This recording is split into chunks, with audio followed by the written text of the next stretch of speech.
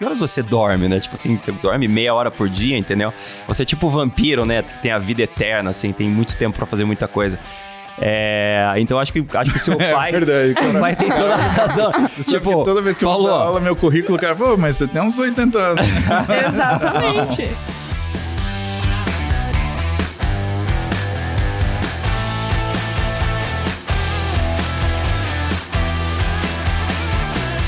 Fala pessoal, eu sou Daniele Lopes, co-host do podcast Risk Takers, e eu tô aqui novamente com Bruce Barbosa, meu co-host. Tudo bem, Bruce? Muito bom dia, ou boa tarde, ou boa noite. Dependendo do horário que estão nos assistindo. Bruce cortou o cabelo. Preciso falar, ficou bem melhor. Eu achei que vocês fossem me sacanear quando eu cheguei aqui, mas ninguém sacaneou meu cabelo. Eu falei, cara, ficou bom, Mas né? agora vocês no comentário já podem voltar no último vídeo e fazer essa comparação, né? Porque o pessoal veio me sacanear, veio sacanear você no Instagram, na verdade. Eu tava com uma peruca louca também, precisava cortar. Tava falando. Mas hoje a gente vai falar do quê, Bruce? Empreendedorismo, riscos, saúde, mentalidade...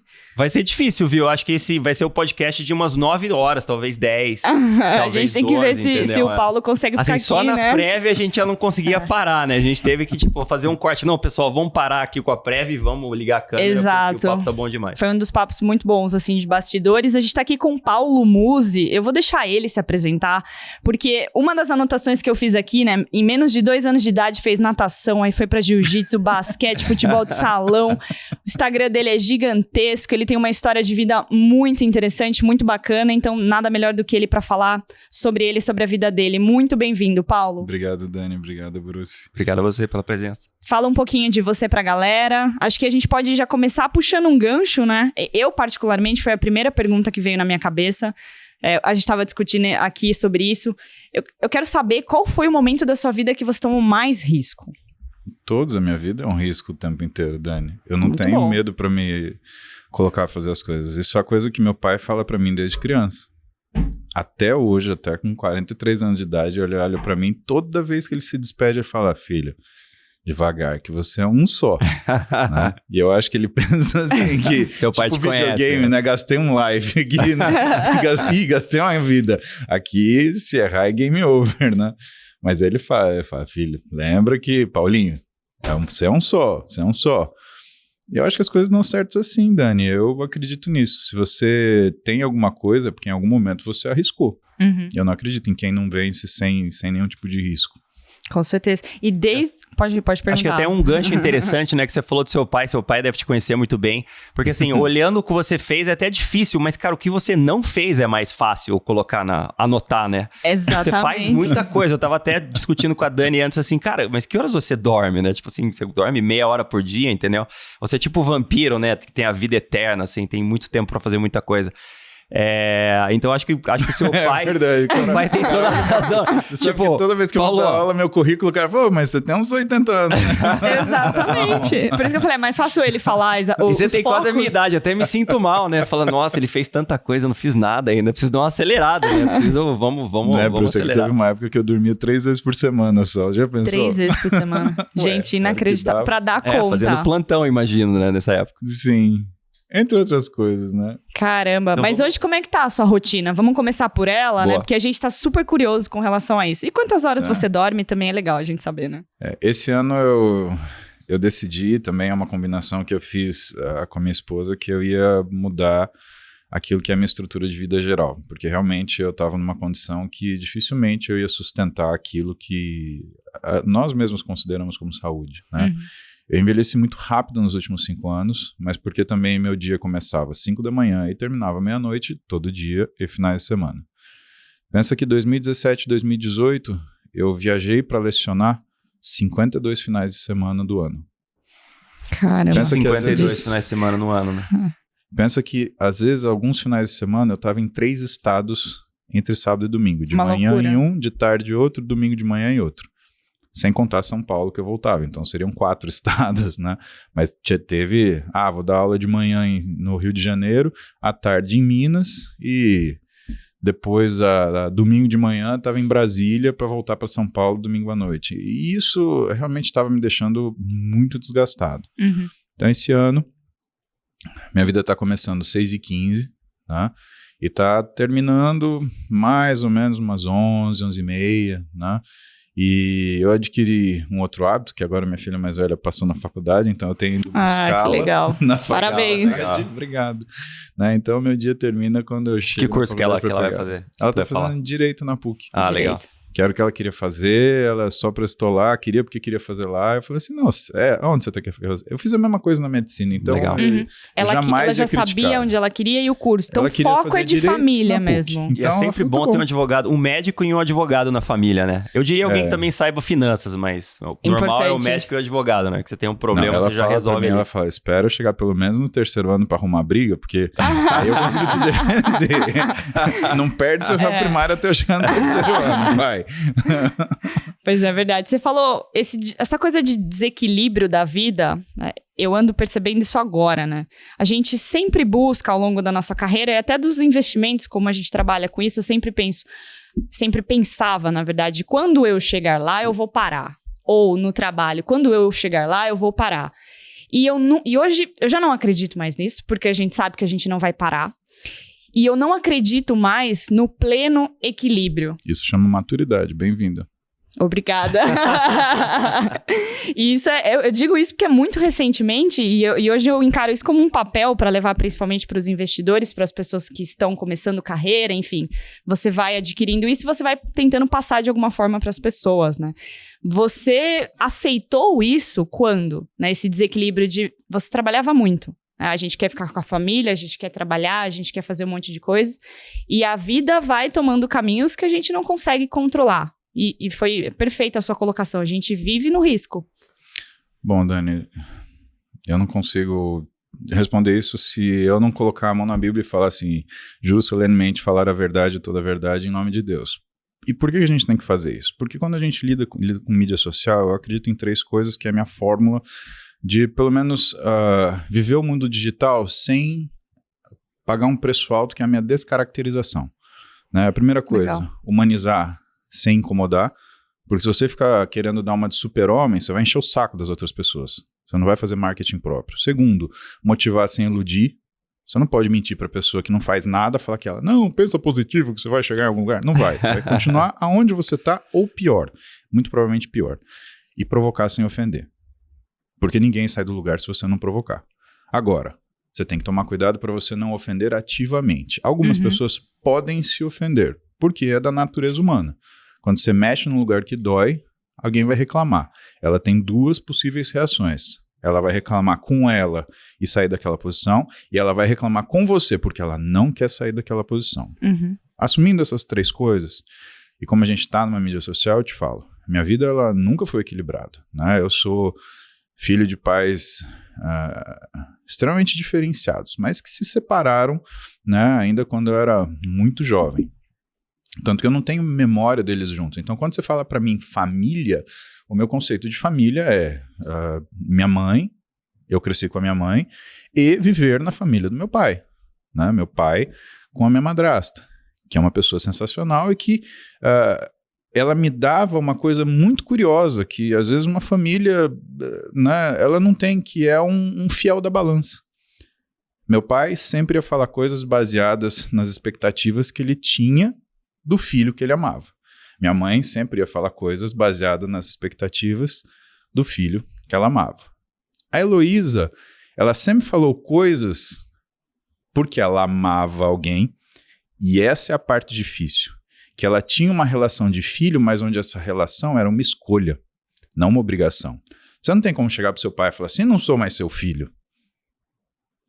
Eu e a Heloísa, a gente tem uma relação de sempre nos escolhemos nos respeitar, nos amarmos e conviver. Então ela falava para mim as coisas que ela tinha que dizer porque ela queria que eu não passasse por certas coisas que ela observou meu pai e minha mãe passando.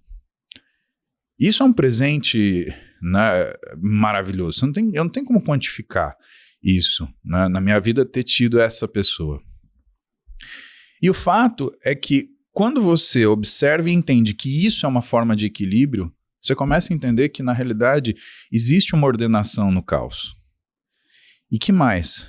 Você cria mais caos quando você tenta controlar a desordem. A desordem você não controla. Você segue ela dentro de princípios morais, éticos e pessoais que fazem com que você não perca a sua personalidade. O que eu estou dizendo para você? Você não tenta fazer o mundo caber dentro da sua caixinha. Você cria uma estrada para você viver dentro dele. Porque não existe caixa que caiba o mundo do jeito que você quer. Mas você vive andando no seu caminho da maneira que você deseja. Então, isso acontece. Então, quando eu te falo, você até me desculpa se sou arrogante, né? Bem-vindo à maturidade. Mas é como se é uma clareza, né? Exato. É um véu que cai quando você cansa, na verdade, de tentar fazer as coisas caber na sua narrativa. Não existe isso. Tinha uma ótima Perfeito. metáfora para isso, que inclusive muita gente usa para o mercado financeiro, é um veleiro, né? Tipo assim, você quer ir para lá, mas o vento tá para cá. Cara, você não adianta, você não vai conseguir fazer o barco ir contra o vento. Você precisa aproveitar o vento de uma outra forma, né? Então você precisa se adaptar ao ambiente que você tá e não adaptar o ambiente a você, né? Que é justamente o que você falou da caixinha. E por que as pessoas se esgotam, Bruce? Porque elas pegam, viram a vela e começam a soprar. Vai. Peraí, agora a gente vai torcer, vamos fazer uma mentalização positiva. Não, porra. Vai acontecer, né? E que é a minha diferença, por exemplo, quando eu vejo algumas coisas relacionadas à autoajuda, né? E que eu acho que é o que mata as pessoas, na verdade. Então, quando eu falo motivar sem iludir, muito que é escrito em autoajuda, na verdade, é para autoajudar o cara que escreveu, né? Não só ele tentar se compreender, como ele tentar se dar valor e terceiro, ganhar dinheiro com isso. E aí a pessoa lê aquilo lá e ela fica achando que ela tá certa e o mundo tá errado, que ela é capaz e o mundo é incapaz, que ela tem processos e métodos e as pessoas que não conseguem reconhecer isso. Enquanto você acha que a culpa é do outro, você vai fracassar. Só quando você assume a rédea da sua vida e fala assim, o barato é louco, que você consegue resolver alguma coisa. Porque enquanto você não decide isso, porque isso é uma decisão, né, você vai sofrer as consequências da que é a falta de ver o seu barco ir para frente, porque você está apontando a vela e tentando assoprar. Se não dá para ir para frente, espera. É melhor esperar do que ir para trás. Ou vai pro lado, né? Se adapta. Se adapta. Exatamente. Acho que você descreveu 100% dos investidores, né? O tempo todo, recém-chegados. Exato, né? Que eles tentam ficar nessa caixinha de vou comprar e vou torcer para subir, vou ficar rico. Enquanto você falou, me veio assim vários momentos, vários flashes da gente conversar com o assinante, de tentar direcionar, e os que já, felizmente, já foram para esse segundo momento de entender, não, eu sou um investidor, e aí eles vêm com a gente conversar, trocar ideias, discutir as teses que a gente recomenda, que aí ele chega no entendimento que faz sentido para ele, ou que não. Eu gosto dos assinantes que chegam para mim e falam, Dani, a gente tem o quê? Praticamente 100% em renda variável, né? Não façam isso em casa. E alguns investidores já chegaram em um nível de maturidade que eles falam para mim, Dani, a sua carteira eu gosto muito, mas agora eu vou olhar para a geração de renda, fundos imobiliários. É uma maravilha, porque ele entendeu a jornada de investimento dele.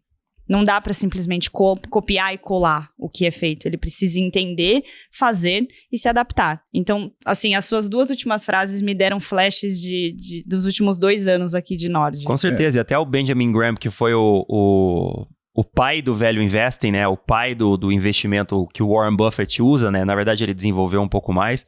Mas o cara que inventou o investimento em valor falava justamente isso, né? O mercado é o seu servo, né? O mercado trabalha para você e não você trabalha para o mercado, que é exatamente isso também. Não adianta você querer que, não, eu vou comprar e a bolsa vai subir. Cara, não, a bolsa vai fazer o que ela quiser. Você compra na hora que você quiser, entendeu? Sobe. A sua estratégia tem que ser aproveite as ineficiências da bolsa, né? E não tentar fazer a bolsa se adaptar ao que você quer, né? Mas tem uma coisa dentro daquilo que tanto você, Bruce, quanto a Dani estão falando, que é o feedback do cliente para vocês. Né? Isso só acontece dentro da medicina, por exemplo, a gente chama de patient education. Eu consistentemente ensino ao paciente sobre ele. Por quê?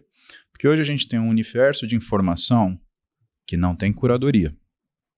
Então ele chega com um monte de ideia na cabeça. Só que ele não faz ideia que 99,9% daquilo não serve para ele. Sim. E primeiro, ele não é o Warren Buffett, né? Ou as pessoas famosas do mercado na atualidade. Quando você decide que você vai educar o seu cliente, o que você está oferecendo para ele? Você está oferecendo para ele não o conhecimento, Dani. Você está oferecendo o que é o vislumbre da ignorância. Aí ele fala, nossa, não sabia disso. Você pode tomar risco, mas você tem que saber o risco que você está tomando. Eu sempre fui de cabeça em tudo que eu fiz. Residência, medicina, foi assim. Sempre fui apaixonado por medicina. Eu falei pro meu pai, vou fazer medicina. Meu pai falou assim, tudo bem, eu te dou parabéns, mas eu tenho que ser sincero com você. Eu não tenho dinheiro para te pagar hoje uma faculdade de medicina. A gente está falando de 1994, 1995. Me preparei, ralei o rabo no asfalto e passei numa faculdade federal. Eu fiz Escola Pública de Medicina, Unifesp aqui. Né? Que é super difícil. Na época uma das mais concorridas do Brasil, né?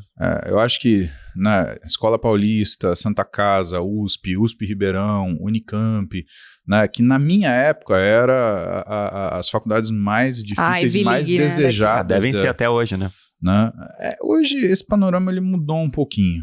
Né? Até porque a qualidade do ensino ela mudou um pouquinho, mas não vamos falar disso, vamos falar, né? Senão a conversa também aí fica longa, a gente vai ficar as 9 horas aqui que você quer ficar se eu contar essa história. Mas enfim, eu sabia o risco que eu estava tendo. Agora veja, tem uma questão do risco ser ensinado, que eu também tive uma educação muito boa. Então, quando eu passei na faculdade, qual foi a primeira coisa que meu pai me perguntou? E se você não tivesse passado?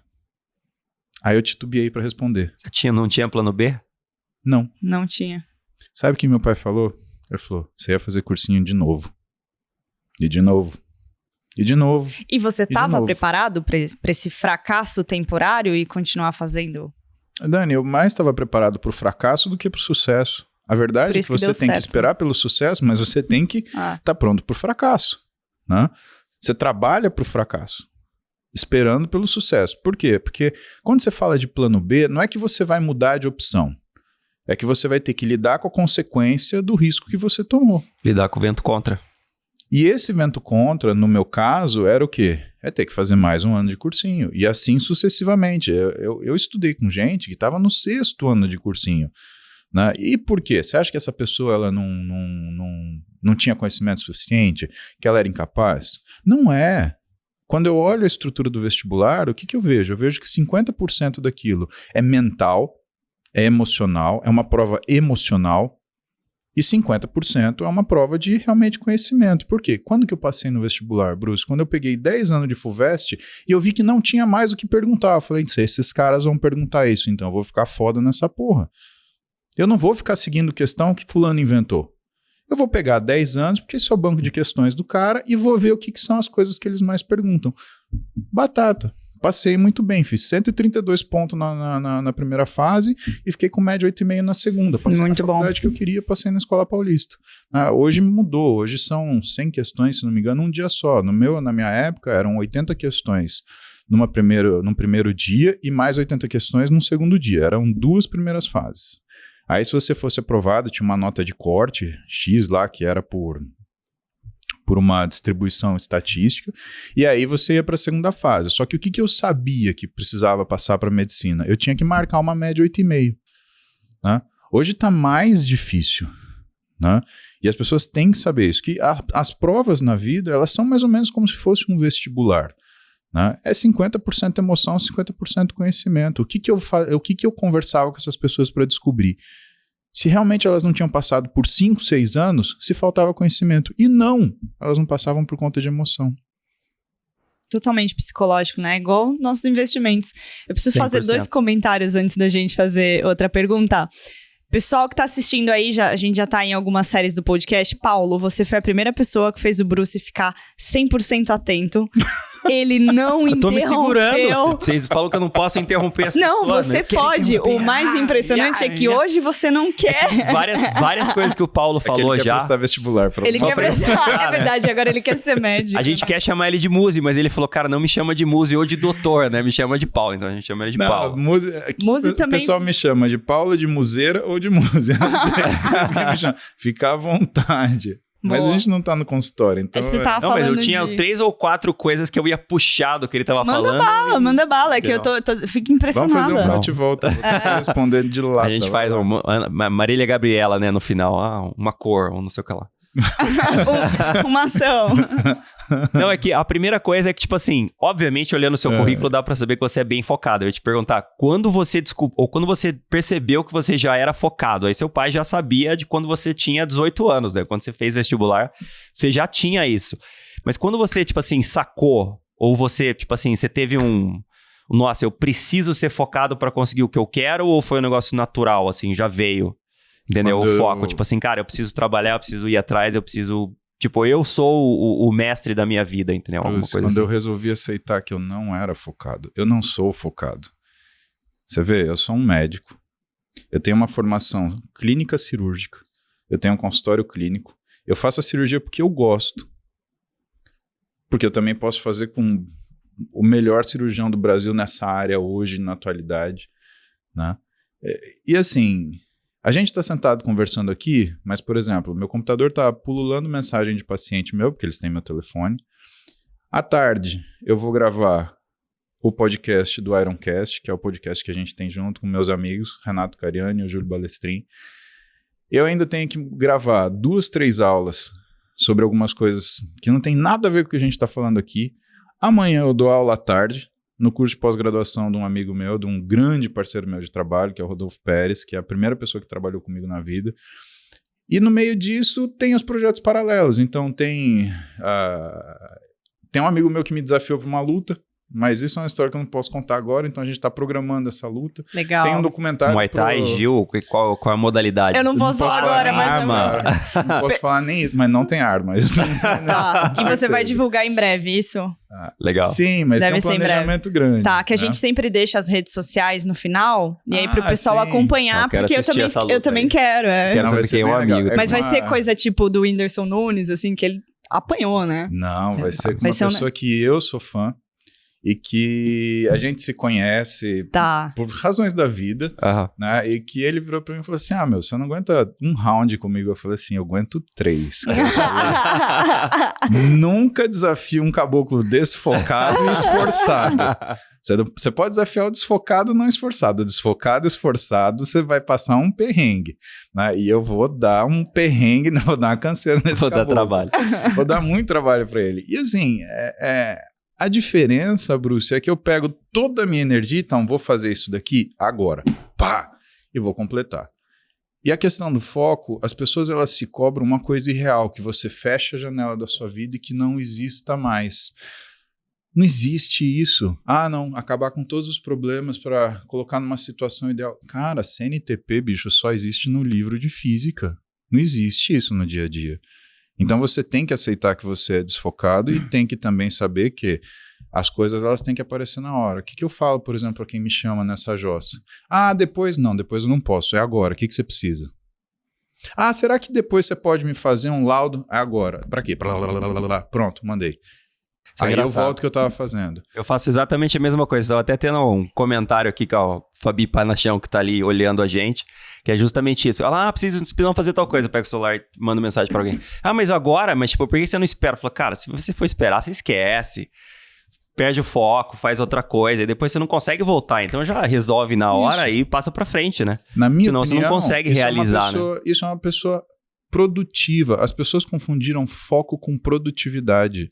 Né? Eu vejo, por exemplo, mulher é um bicho mais multitarefa, né? Parece né? Elas são aqueles processadores i9, eu e você, a gente é aquele 38640 lá da década de 90. Minha mulher, mãe é um negócio que é inacreditável, cara, assim, a quantidade. Eu achava que eu era multitarefas, mas você olha, é um negócio, entendeu? Ela consegue pentear o cabelo, escovar uma filha, trocar a outra, lembrar que tem que pagar a mensalidade do curso do não sei o quê, e o polidense, o diabo 4. Cara, é sério, eu estradiol é um negócio que faz bem, né?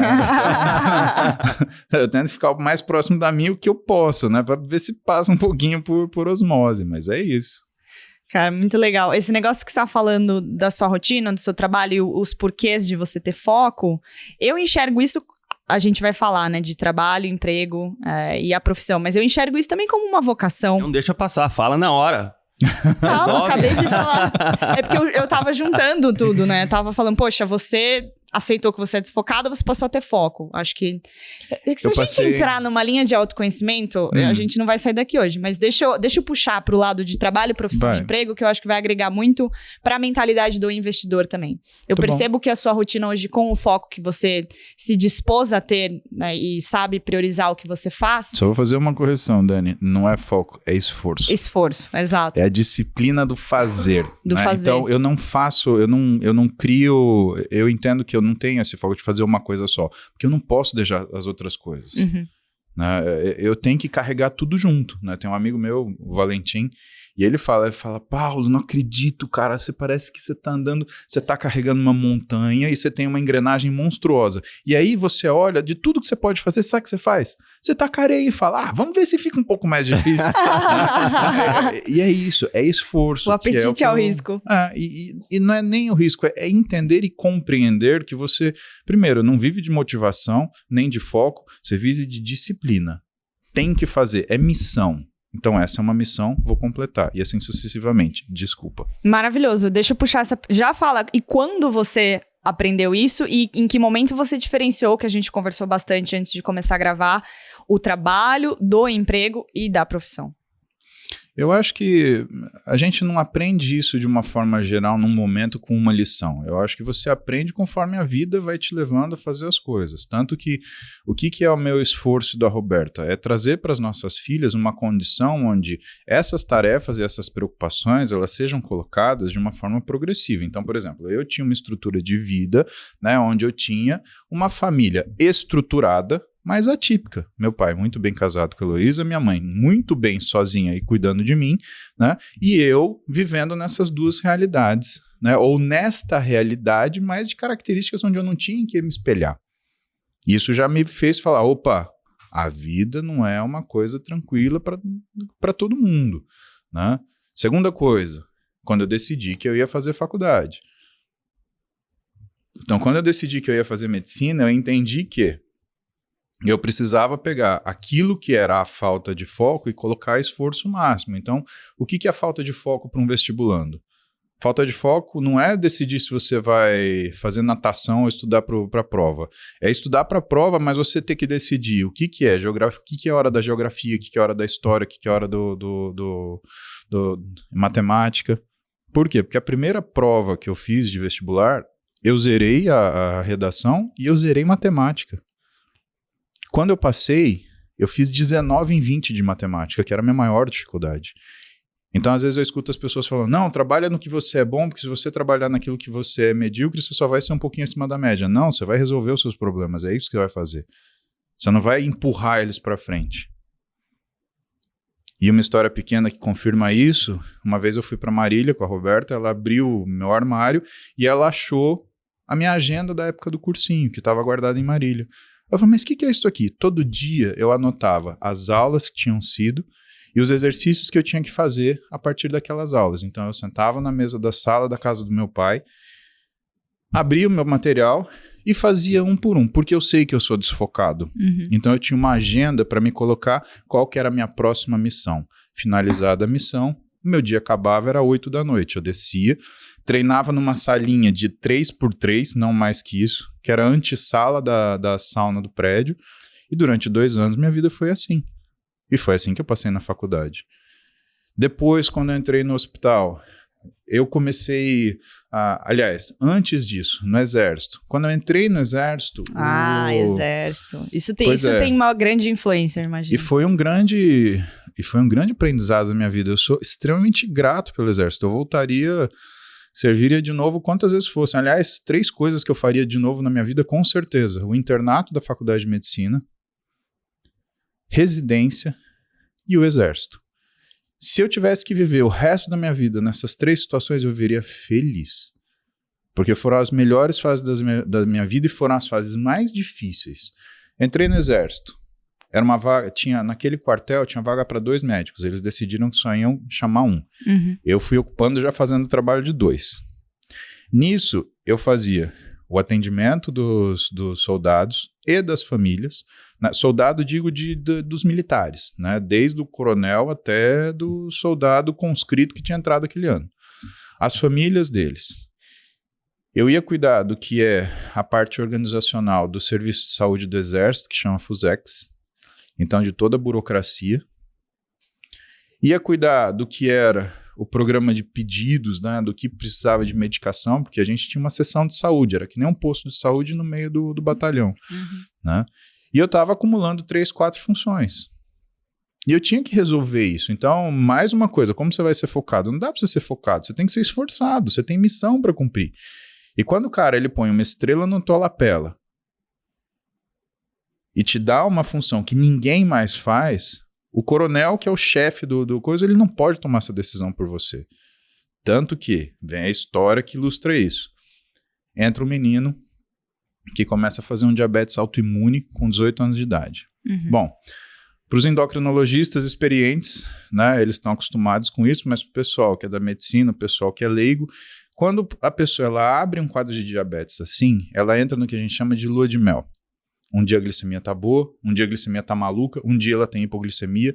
Então é um quadro muito difícil. E muito difícil de você manejar, principalmente numa sessão de exército que não está pronta para isso. Por quê? Porque esse paciente, muitas vezes, ele tem que ser institucionalizado, ele tem que ter uma estrutura de clínica à disposição, um acompanhamento frequente, né?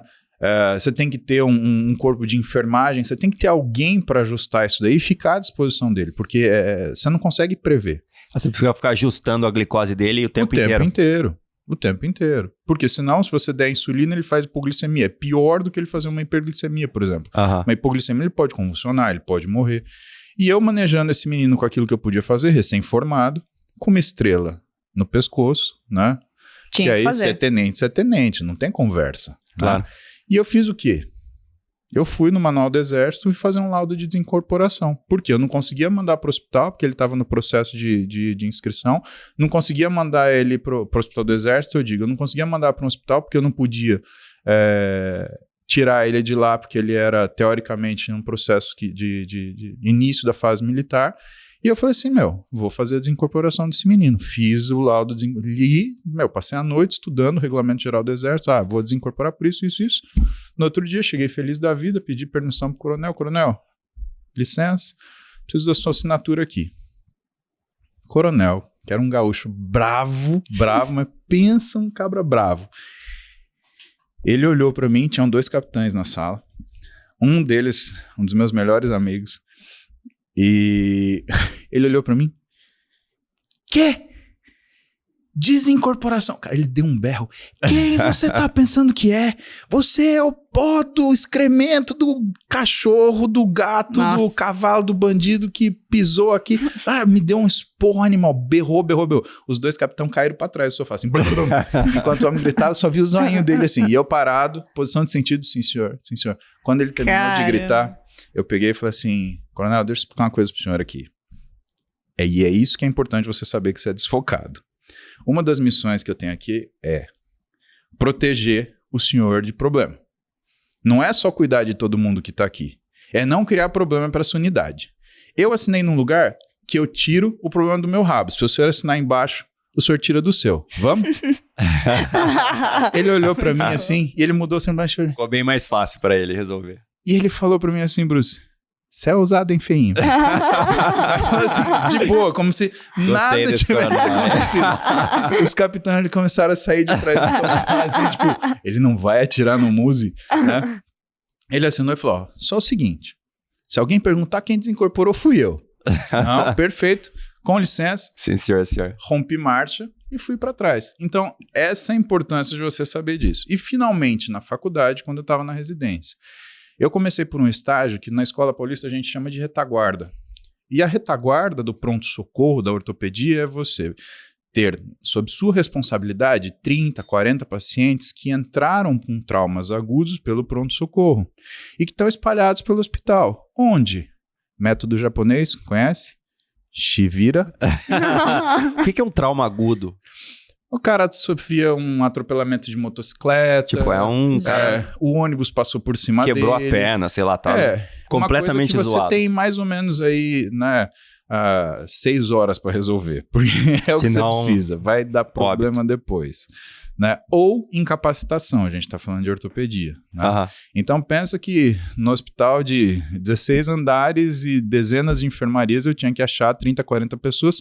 Antes das 6 da manhã, eu tinha que passar a visita em todas, abrir todos os curativos daquelas que tinham sido operadas e avaliar as feridas operatórias, tirar todas as imobilizações daquelas que tinham a cirurgia marcadas para aquele dia, enviar os pedidos de materiais antes das 6 da manhã, né? E quando fosse 7 da manhã, eu tinha que estar com o paciente anestesiado, a minha mesa de instrumentação pronta, esperando o professor que ia fazer a cirurgia e eu ia ser o segundo assistente junto com a instrumentação.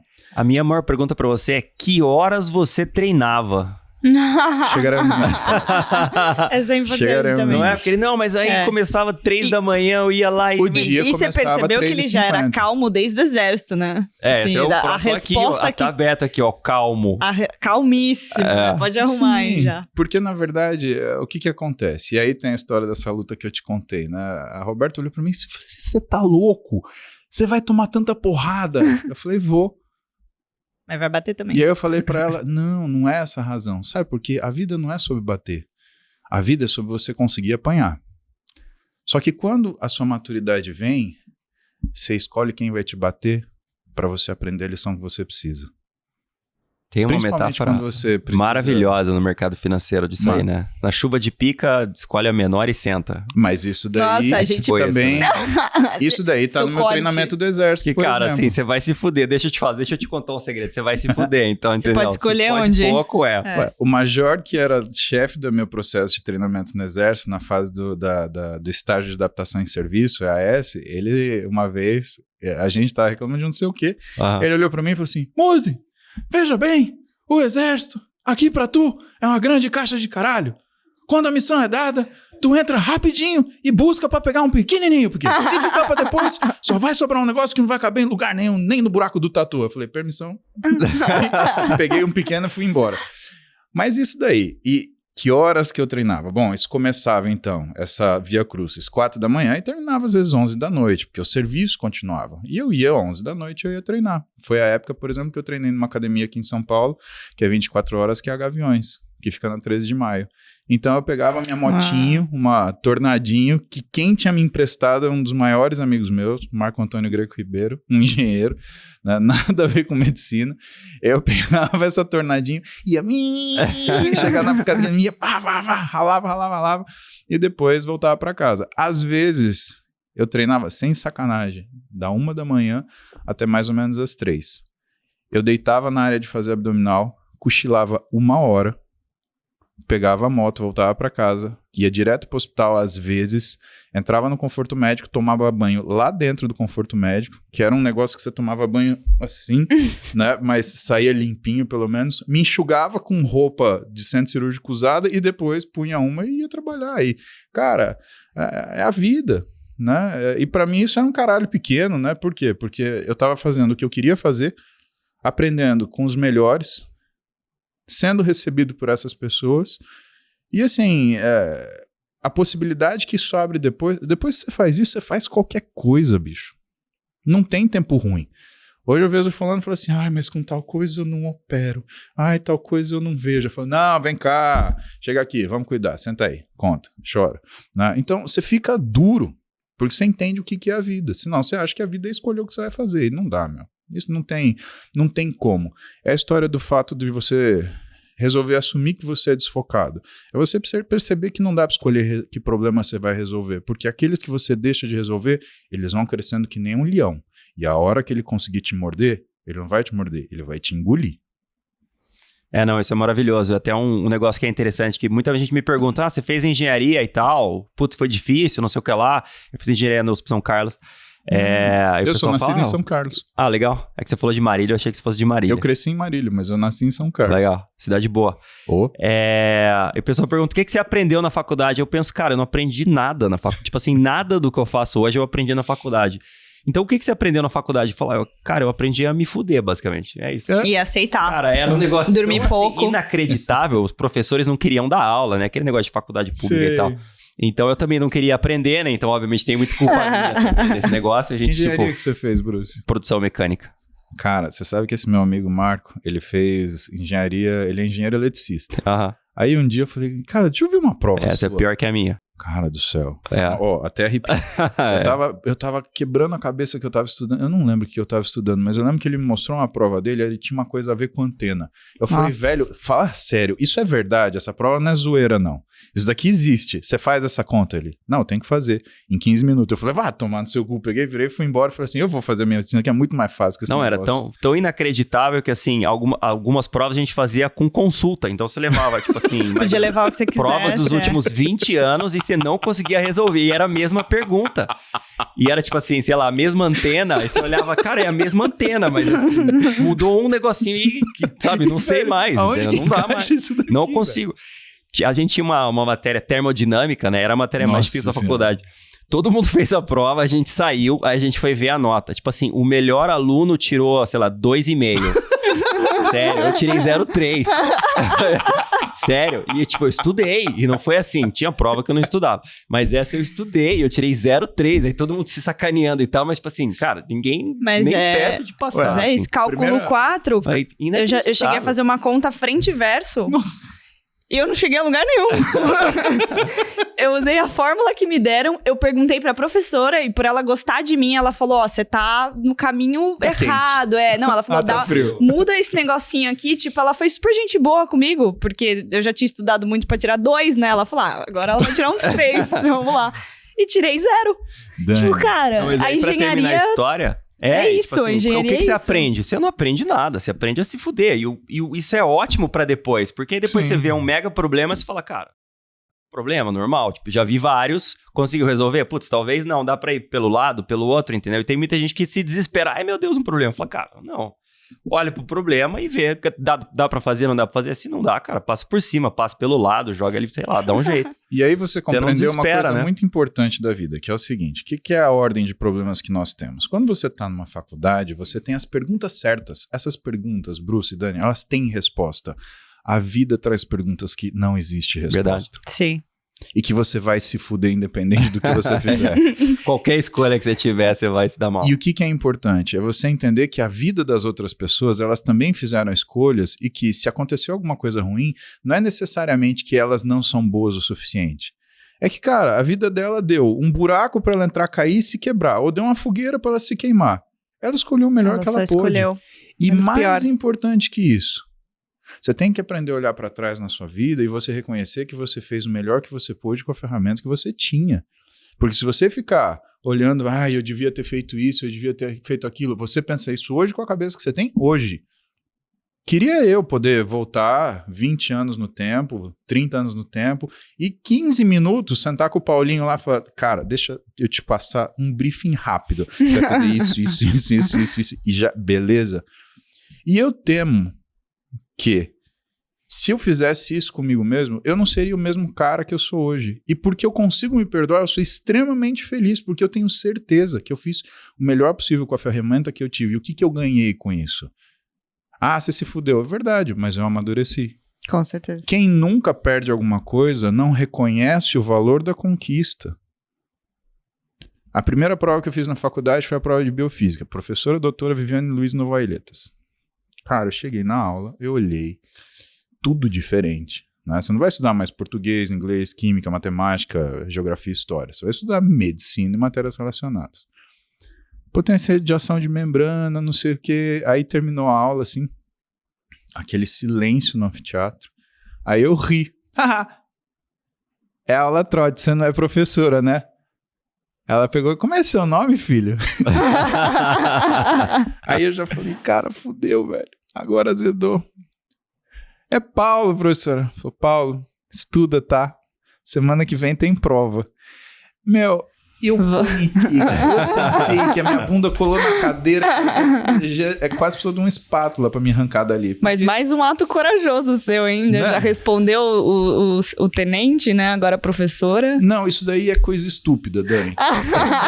Mas te ensinaram coisas, né? Isso é o mais ele importante. divide as coisas, meu pai ele divide as coisas em respostas apolíneas e dionisíacas. Né? E ele fala pra mim que, ele fala, olha, seu irmão é mais dionisíaco, você é mais apolíneo, né? No sentido de que meu irmão, ele é um cara mais... Como que eu vou falar isso de uma forma de não soar ruim, né? Ele é Talvez mais... tromba de frente. Não, ele se contém, na verdade, pelo visto. Ele, na verdade, ele é mais maquiavélico. Maquiavélico, tá. Só que eu escondo a minha face maquiavélica numa figura apolínea, né? Que ele fala, para você é importante a estética do que se faz, a forma, o discurso, o jeito que você lida com as palavras, com seus textos, né? Com a sua forma física. E ele sabe disso, né? Só que eu tenho uma coisa dionisíaca dentro de mim. Então eu tava no pronto-socorro e nisso eu tava cheio de trabalho, mas cheio de trabalho. E no pronto-socorro, e lá na ortopedia na Escola Paulista, cara, tinha muito cacique. E tinha nós de índio lá. E no pronto-socorro tem 3 índios, que é o R1, o outro R1 e o outro R1. Aí tem o semi-índio, que é o R2, os 2 R2, e tem um que é um quase chefe, que é o R3. Mas você tem o chefe do pronto-socorro. Só que tem cacique demais, cara.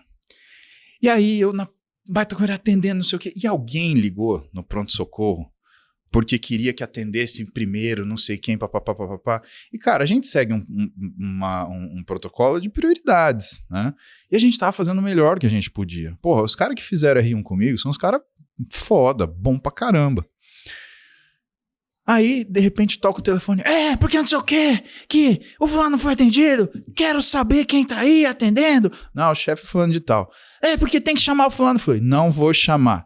Você fala quem é você? Não interessa. Pum, cara, e aí, 5 minutos depois, toca o telefone, o cara, você sabe com quem você tá falando? Eu falei assim, não interessa, porque você não sabe com quem você tá falando também. Pum, desliguei.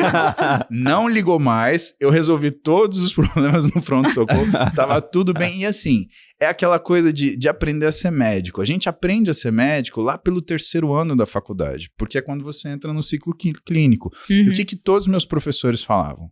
Quando o paciente aborda você, ele não é um problema de saúde, ele é uma pessoa que tem um problema de saúde. Professor Dr. Antônio Carlos Lopes, professor... nossa, tem tanta gente, cara. Tem o Henrique Estrela, tem... É difícil lembrar de todo mundo, tá? Mas quem cuidava da gente mais próximo era um cardiologista, o professor Gerd, né? Gerd Henrique Stuber. E ele olhava para mim e ele falava assim, Paulo, eu fico pensando o tamanho do seu coração para esse tamanho que você é. E ele queria fazer eletrocardiograma comigo toda a aula que a gente passava no consultório dele. Ele falava, senta aqui, faz um eletro. Eu preciso ver se você é normal. Eu não acho que você é normal. Mas, você já era desse tamanho na faculdade? Já treinava muito? Eu era 15 quilos menos que isso. Você já buscava isso, então? Sempre Quando eu entrei na faculdade, buscou. eu treinava quase 10 anos. Eu comecei a treinar com 11. Começou eu passei super com cedo. 18, 19, eu tinha 8, 9 anos de treinamento. Então, esses caras, né, principalmente o professor Antônio Carlos, que eu trabalho até hoje, né, e o professor Gerd, que foi o professor que me acompanhou no meu ciclo clínico, eles falavam que o paciente ele não é um problema, o paciente é uma pessoa com problema, você tem que tratar a pessoa e resolver o problema. Essa é a sua missão. E outra, entenda, você não está ali para mandar no paciente, você está ali para servi-lo. Então, se você tiver que mudar o seu jeito de ser para servir o paciente direito, faça isso. Puta virada de chave isso, hein? Mas assim... Pra você aprender na faculdade... Desculpa, eu vou te cortar, Bruno. Pra você aprender na faculdade, é você aprender a ser o que o médico é. O médico serve as pessoas. Então, o que eu fiz aquele dia? Eu servi as pessoas, eu atendi muito bem. E no final, depois de lá, 1 mês de passar dessa confusão, aí chegaram naquele dia, porque cada dia o pronto-socorro ele tem um chefe, né? Chefe de segunda, chefe de terça, chefe de quarta e assim sucessivamente. Né? A gente tem os nossos chefes preferidos, né? Eu tenho os meus. O meu é o Bruce. Então, não, você é que é minha chefa. O chefe de domingo, o Eiffel, porque ele era rigorosão e ele tirava o pelo de todo mundo. Tinha medo o pessoal tinha medo de discutir caso com ele. E eu sempre discutia e eu tomava as maiores patadas que tinha. Mas eu aprendia pra caralho, porque discutir 30 minutos com ele era ler 1.500 páginas de um livro. O chefe de quarta, que era o Wesley, que ele era muito zoeiro, e ele castigava a gente. Pra você ter uma noção, teve um dia que ele nomeou um dos residentes o cão dele. Então, quando ele gritava cão, ele tinha que sair correndo onde ele tivesse, deitar no pé dele e falar assim... Cara, fazer ortopedia, eu faria 300 anos de residência, porque eu ria todo dia.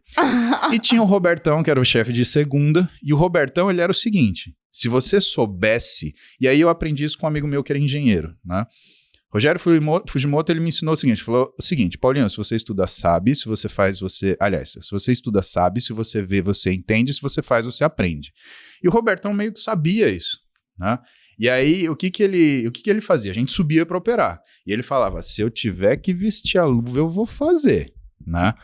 E ele supunha que a gente no R2 já sabia operar e que de fato deveria, né? Então, ele era o cara que confiava na gente como médico. Legal. Porra, o cara é muito... bom e muito confiante na educação que ele dá para o aluno dele. Né? É aquela história, teus alunos fizeram um avião, você tem que ser o primeiro a sentar dentro, porque não foi você que ensinou, né? Aí o cara fala assim, não, eu sento dentro porque eu sei que não vai nem levantar do chão, então não tem problema, né? Não é essa a ideia. Né? Então isso é a questão que permeia tudo isso, né? Boa, pode falar. O que é maravilhoso na medicina, né, que é diferente, digamos, do resto, é que você precisa ter a teoria, mas você também precisa entender a pessoa, né, porque é sempre específico, né. Acho que também para investimentos é bastante assim, né, tipo assim, cada pessoa é uma pessoa, então cada pessoa tem necessidades próprias, então investir é um negócio, mas assim, você precisa também adaptar um pouco para cada pessoa, né? E eu imagino que seja um desafio gigantesco, né? Ele é um desafio porque... Toda hora você precisa, entendeu? Não tem resposta certa aqui. Então, ele é um desafio por quê? Porque o mesmo problema para pessoas diferentes é um problema diferente.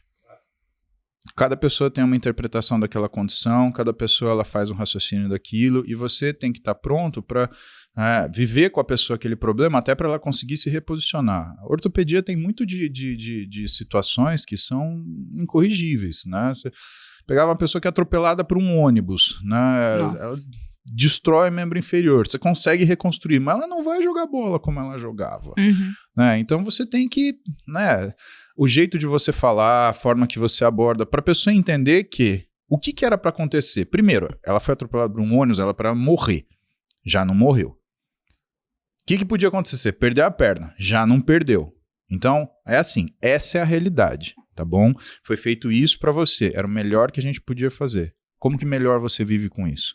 Medicina é sobre isso também. Medicina não é sobre o que você faz, é sobre o quanto você consegue tratar o seu paciente. E isso é importante que você saiba, porque é a única coisa que importa no final do dia, se o teu paciente está bem ou não. O teu paciente está bem é uma coisa que vai muito além da pressão arterial, da frequência cardíaca, da glicemia, se o joelho cicatrizou, se o enxerto pegou, se ela está respirando 16 ou 14 vezes por minuto, é da pessoa olhar para você e ela se sentir bem. E a gente não pode se esquecer disso em minuto nenhum. Por quê? Porque hoje existem pessoas, existem situações, existem gente querendo impor coisas que na realidade têm natureza médica que fazem as pessoas se sentir mal. Só que elas não percebem isso. Por quê? Porque a crença que elas vão obter alguma coisa por um tratamento ou por uma situação que as coloca em risco é maior do que a percepção de mal-estar que elas têm. Sabe como chama isso? Chama desespero. O que eu lido, por exemplo? O que é o meu dia a dia na minha clínica? Eu fiz ortopedia, sou especialista em ortopedia e traumatologia. Minha subespecialidade é traumatologia esportiva e sou especialista em medicina esportiva, né, e do exercício. Teoricamente, o que eu faço?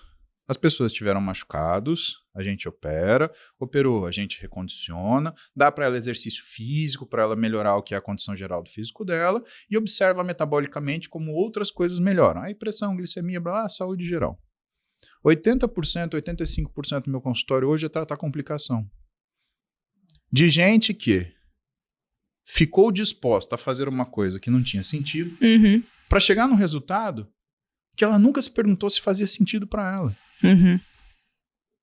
Então hoje a gente está na época de supervalorizar esteroide, hormônio.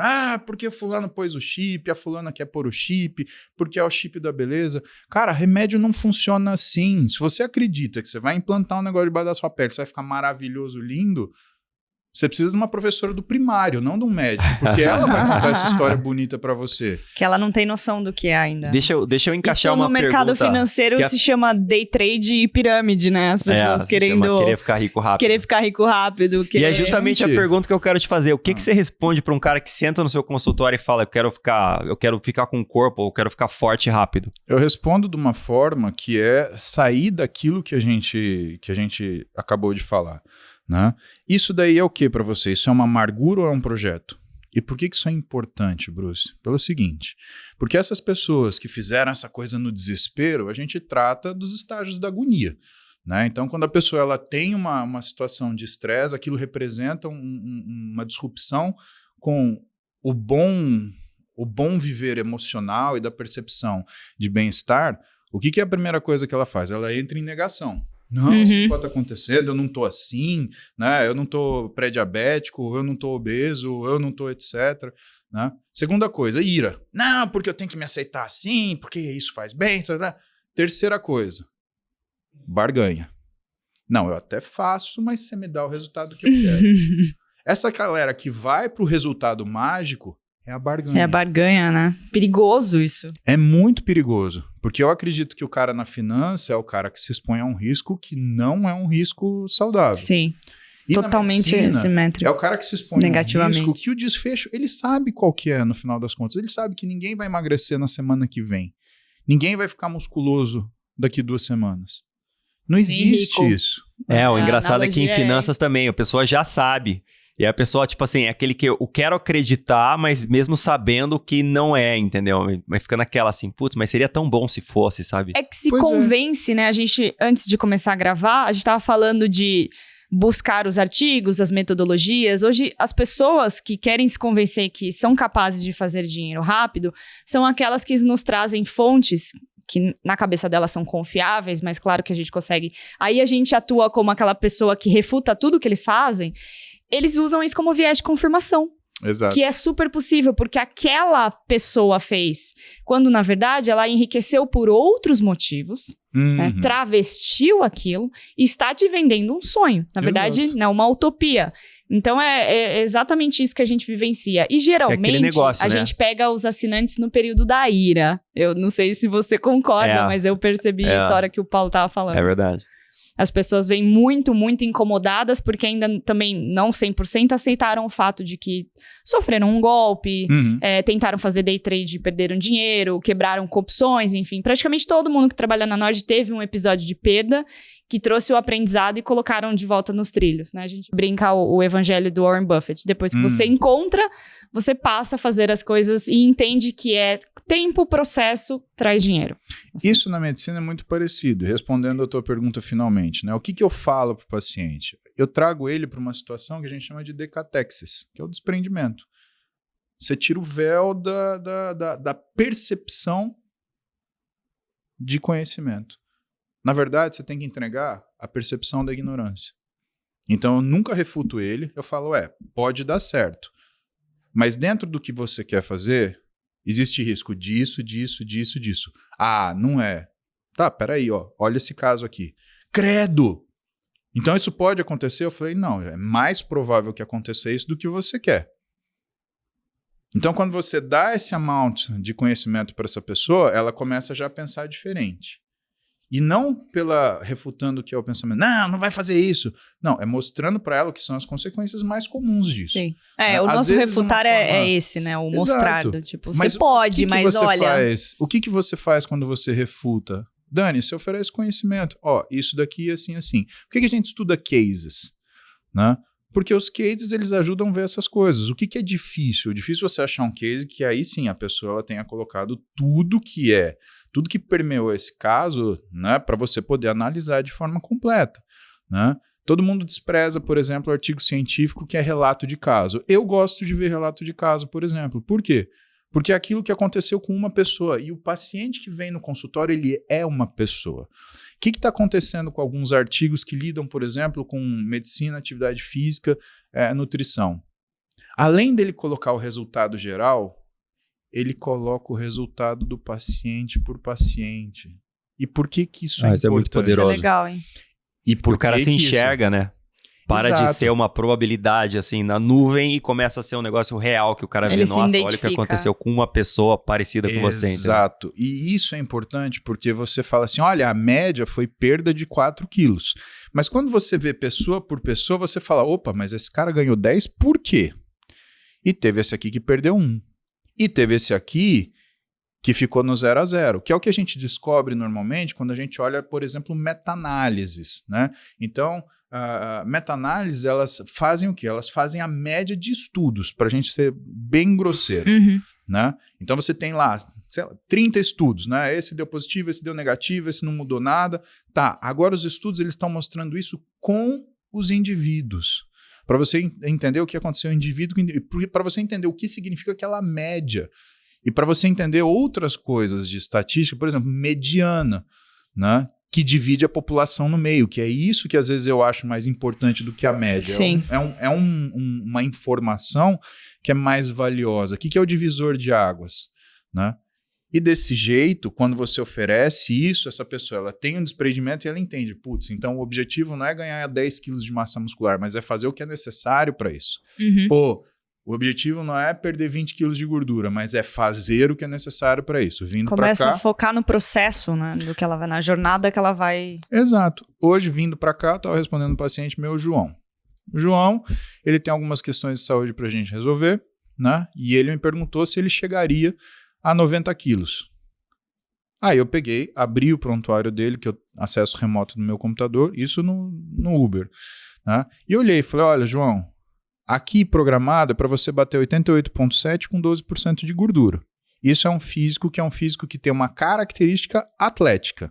Vamos trabalhar com o que a gente tem real aqui? Porque o que eu preciso te falar?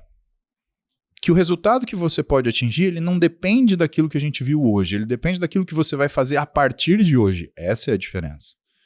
É aqui que mora o teu resultado. Então, se você conseguir fazer isso, a gente vai discutir de outro patamar, porque eu vou observar o que você fez, frente ao que você precisava fazer e confrontar com o resultado obtido para a gente observar o que são as novas metas. Pode ser que você tenha ganhado 1,3 kg de massa muscular no próximo mês. Isso pode acontecer. Mas eu prefiro responder essa pergunta para você daqui a um mês, para eu entender o que você é capaz de fazer. E foca nisso. E fala o segredo que Muito eu tô tentando legal. ganhar 1,3 kg de massa muscular faz anos já, hein? Mas assim, o negócio... Eu pensei nisso também, você só reproduziu o que eu pensei. Quero ver esse prontuário do João aí. Brincadeira. Mas assim, um negócio que é bem interessante, né? Que é, obviamente sempre o processo é muito importante, né? Tanto para investir quanto para ficar saudável, né? Quanto para ganhar massa e tudo mais. Mas assim, qual você acha mais difícil? Ganhar dinheiro ou ganhar massa muscular? Eu acho mais difícil ganhar dinheiro. Porque, eu vou te explicar por quê. Né? Primeiro, para você não ganha massa muscular, Bruce, você desenvolve ela. Os caminhos para desenvolver massa muscular... Isso é um bom termo também. Pois é. Né? O dinheiro você não desenvolve, você ganha. Né? Os caminhos para você desenvolver massa muscular são muito bem conhecidos. Boa alimentação, exercício adequado para o seu objetivo e um repouso recuperatório que permita que você faça tempo para desenvolver esse músculo. Por quê? Porque você dá o estímulo, porque o exercício é o comando. A alimentação é o meio e o descanso é a condição. Mas assim, se você nunca dormiu direito, digamos, 8 horas por noite, né, que é o recomendado. Aliás, é o recomendado o que eu li, né, mas você obviamente vai saber melhor que eu. Como você consegue ganhar massa dormindo pouco? É muito difícil você desenvolver massa muscular dormindo pouco. O limite seriam 7 horas. Se você dorme menos do que 7 horas por noite, e se seus horários de acordar são depois das 8 da manhã e de dormir são depois da 1 da manhã, eu vou te falar que você está num processo que vai ser muito pouco eficiente. Tá bom? E aí você vai ter que desviar um cuidado maior para outras coisas. Mas a pessoa que dorme menos de 7 horas por noite, por um acaso, ela também se alimenta mal. Por um acaso, se ela se alimenta mal e dorme mal, ela treina mal. Então não é um segredo. Agora, ganhar dinheiro, como eu estava te falando, eu não acredito que você desenvolva dinheiro. Eu acredito que o dinheiro muda de mãos. Com certeza. Não tem ninguém imprimindo dinheiro para você. Do mesmo jeito que o teu físico está sintetizando massa muscular. O que você tem que fazer? É como fazer esse dinheiro mudar de mãos de forma lícita, ética e moral. Ah, eu quero ficar rico, vira traficante de droga. Pô, mas não é nem lícito, nem ético, nem moral. Sim. Ah, eu quero ficar rico e aí eu, sei lá, desenvolvo um sistema de pirâmide. Você consegue fazer ser lícito, mas é ético e moral? Nem um pouco. Ah, eu quero ficar rico e eu vou processar o meu, sei lá, ex-marido, minha ex-mulher, que ela tem dinheiro e vou fazer isso. É lícito? É. É ético? Pode até ser, mas é moral? Então, para você fazer isso e para você ganhar dinheiro, eu acredito que você tem que fazer dessas 3 formas. É o que a gente estava falando antes. Eu recebo 1000 propostas por dia de gente que quer ganhar dinheiro, né, com aquilo que eu construí, com a minha rede, com a minha habilidade, com o meu conhecimento. Agora, nenhuma delas estão preocupadas em ser, ao mesmo tempo, lícito, nem ético, nem moral. Quando eu acho uma coisa que junta essas 3, beleza. Vamos ganhar. E aí, qual é o problema? É uma coisa que o meu avô ensinou ao meu pai, o meu pai ensinou para mim. Antes de você perguntar para o seu sócio quando você vai ganhar, pergunta para o seu sócio quem ele é. Porque se ele não for uma pessoa decente, você não vai ter lucro, você vai ter o prejuízo daquilo que ele te prometeu. Com certeza. E vai carregar.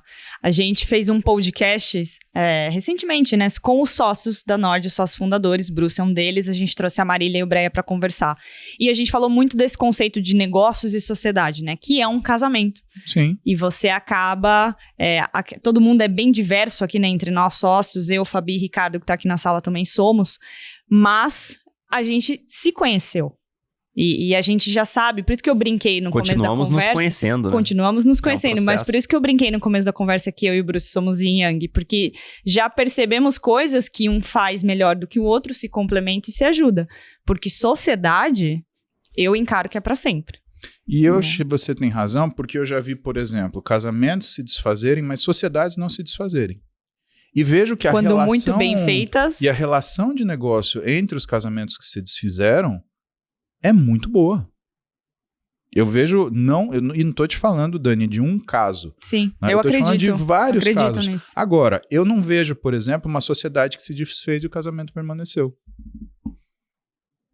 Então, são coisas que a gente observa e entende que essa união de valores, sem o que é a necessidade da carga afetiva, porque um casamento também é isso. Uhum.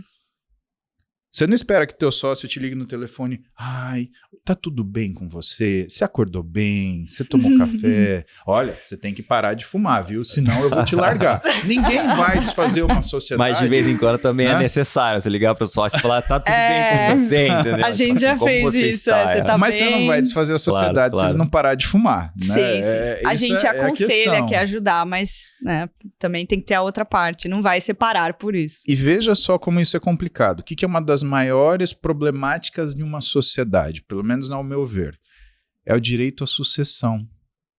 Se o seu sócio morre, quem entra no lugar? A mulher? O filho mais velho? O filho mais novo? O filho do meio? O irmão? Olha o problema que é a sucessão. E quem me chamou a atenção foi disso. Eu converso muito com o meu advogado, né? Ricardo, ele é um cara sensacional, ele é uma pessoa sensacional, né? Ricardo Castilho. E ele me fala muito, a gente troca muito sobre a vida também, né? Porque o direito, eu acho que é uma coisa que a gente tinha que ter na escola, né, cara? Porque se você não sabe, pelo menos, se você sabe os seus deveres, a tua vida anda melhor. Agora, se você conhece também os seus direitos, aí o teu conforto, ele anda melhor. Porque aí você sabe aonde você não precisa ir, que aquilo já não é o teu dever fazer. Né? E a gente tem que ter essa noção. Por quê? Porque se você está fazendo algo que além do seu dever, você está fazendo o dever do outro. É que nem a história do dinheiro, ele troca de mão, as obrigações também. Né? Então, o que as pessoas mais querem fazer hoje, na verdade? Né? Elas querem trocar as obrigações de mão. Eu tive uma ideia ótima, você trabalha e eu ganho dinheiro. Muito bom assim essa divisão, né?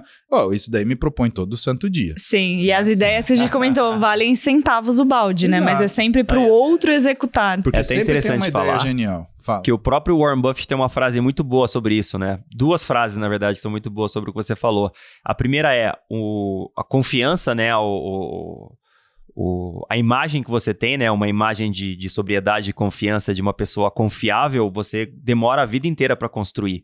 E em 5 minutos você destrói. Exato. Então, dependendo de com quem você fala, ok, vamos fazer, você vai jogar, tipo, muito tempo que você criou toda essa base, você joga fora. E outra coisa também que é muito interessante é que eu esqueci agora. Então, enquanto você lembra, talvez tenha a ver com isso que eu tava falando, e aí você lembra, mas, por exemplo, eu gosto do Ricardo porque ele não é só... Bom, ele é também meu amigo, né? Ele é um cara muito experiente, mas ele não é simplesmente um operador do direito, ele é um operador de justiça. Então, muitas vezes, algumas pessoas, elas tentam me lesar. E, evidentemente, você pode responder com a cabeça ou com o fígado. Uhum. Algumas coisas me chateiam. E antes de fazer um dos dois, Ricardo, e aí o que ele fala? Ele fala, Paulo, eu entendo sua razão, mas isso é justo? Porque isso pode ser moral, isso pode ser lícito, isso pode ser ético. E aí entra aquilo que é a navalha de Henlon, né? Nem sempre uma pessoa faz uma coisa ruim por você por premeditação. Pode ser pura estupidez. E o Ricardo me lembra isso, que às vezes as pessoas ofendem as outras muito, mas é por estupidez, porque tá no cerne do ser humano nascer estúpido. A gente vai perdendo isso com a maturidade. Mas isso não quer dizer que você nunca vai ter uma resposta assim ao longo da sua vida. E pode ser uma injustiça você pegar uma pessoa que tem uma história de vida, né, valorosa, e que em algum momento ela fez uma coisa estúpida. Aí você vai destruir ela por causa dessa uma coisa estúpida, né? E ele foi o cara que me fez entender isso, né? Que além disso, né, quando você fala de justiça, aí tem mais uma coisa, né? Aliás, do direito, de deveres, né? Você tem o moral, o lícito, o ético e o justo. E o justo. E o justo é muito sensível, né? Porque o senso de justiça é de cada um. É de cada um, exatamente. Ah, mas isso me chateou muito, ou isso me chateou menos. Né? Tem determinadas agressões que eu sofro na internet que o pessoal fala assim, ah, mas você não tem hater. Mas dependendo do que um faz, isso já te chateia. Com certeza. E outras coisas, tem gente que fala assim, mas o fulano, ele fala mal de você. Eu falei, e daí? Até porque tem um provérbio árabe que fala, né? Toda vez que você aponta um dedo para uma pessoa, você está apontando 3 para você. Então, teve um sujeito uma vez que fez uma crítica sobre mim, e fez uma crítica muito pesada, né? Ele alegou coisas que ele falou, olha, isso é crime. Bom, mas crime é o que estava, quem fazia ele de uma forma consistente era ele, porque ele fazia dentro de uma profissão que não permitiu que ele fizesse o que ele fazia. Uhum. E pior ainda, com coisas que nem a profissão-alvo habilitava o profissional a fazer. Então pensa, o cara tinha uma profissão, fazia coisa de outra e que era errado na outra profissão. Sim. O que é a maluquice disso? Então quando ele aponta pra mim e fala, você é isso, todo mundo vai olhar pra ele, peraí, quem é você?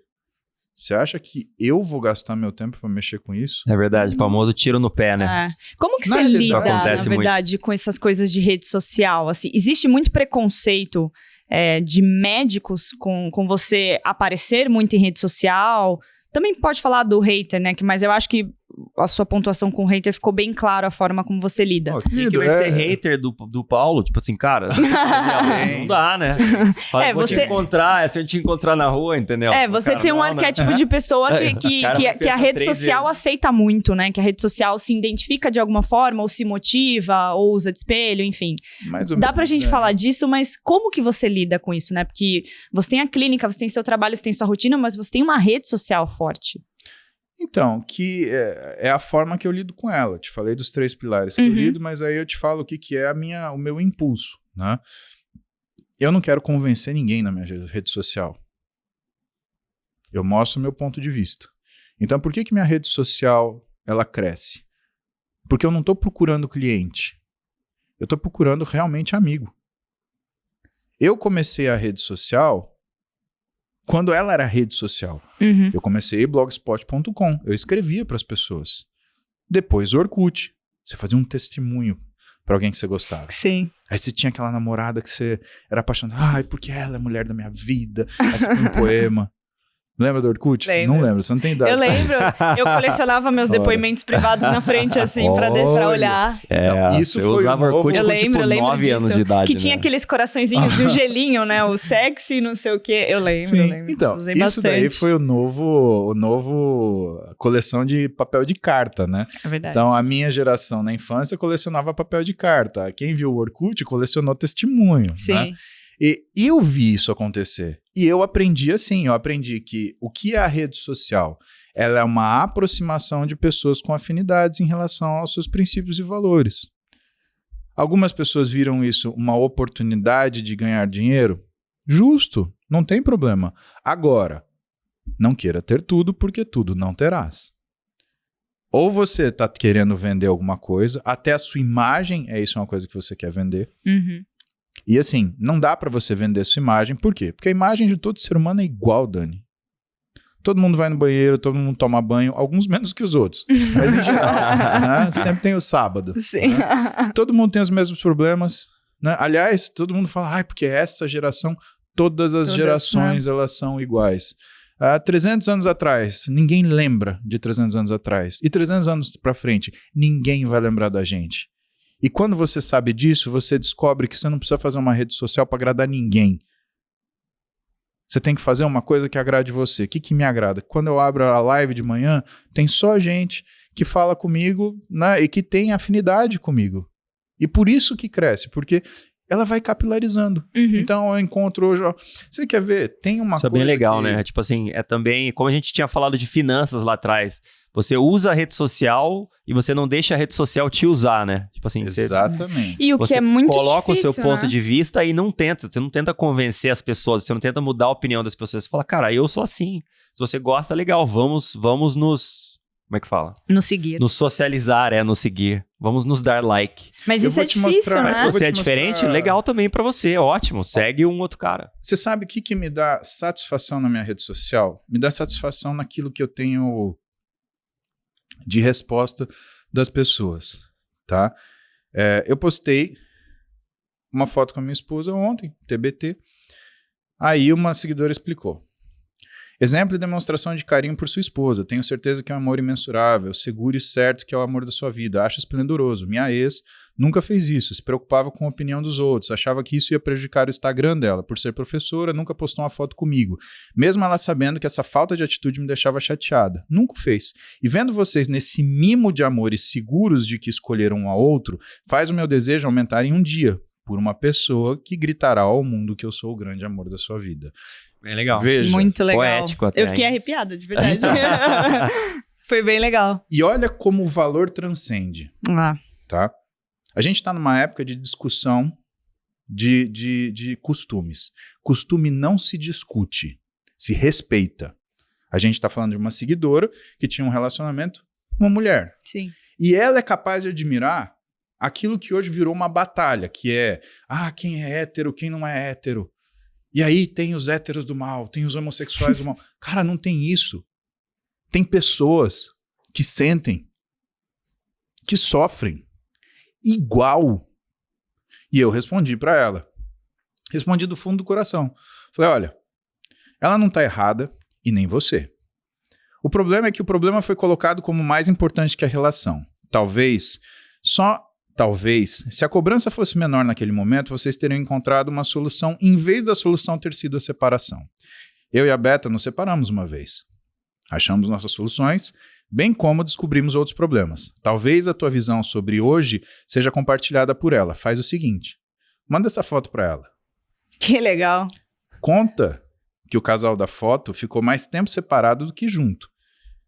E que se prepararam para ficar juntos para frente, para sempre. E claro, mande meu beijo carinhoso. E a você. Isso é troca de rede social. Você está trocando exatamente o que é o objetivo de você se comunicar com outras pessoas. E tem mais um aqui que me chamou a atenção, que é de uma mãe. Quer ver? Isso é legal também, até você como médico, né, enquanto você encontra aí, tem um quê de psicólogo também, né? Tem um quê de entender as pessoas e saber, assim... Eu já a gente honestamente quer- acho que é impossível desvencilhar. Não existe, você não desvincula a Não. pessoa Pode pensar do até que de é toda Não a dá. profissão, né? Até o Todas as advogado É também. tudo O sobre advogado pessoas. tem um pouco de Tudo sobre psicólogo. A gente pessoas. tem um pouco de... A gente tem muito de Bastante, mas psicólogo, então, né? porque é tudo sobre pessoas. É, O mercado é feito feito de de pessoas. O que eu costumo falar, né? Porque essa é uma frase comum. Você tem um pouco disso, de aquilo.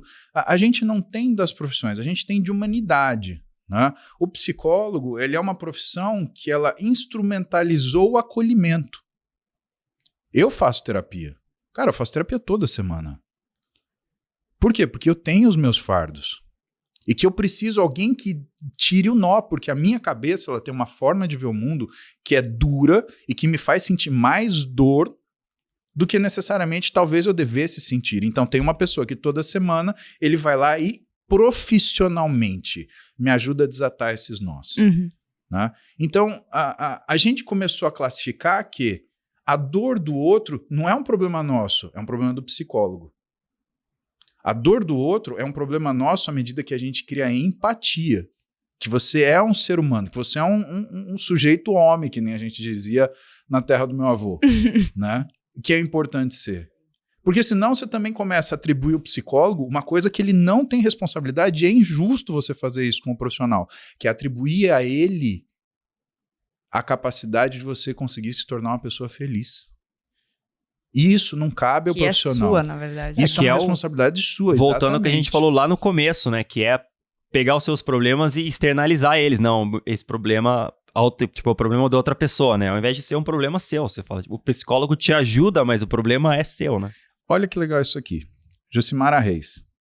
Lindos, meu filho de 15 anos falou outro dia pra mim. Mãe, sabia que todo mundo quer ter o relacionamento que o Paulo Musi tem com a mulher dele?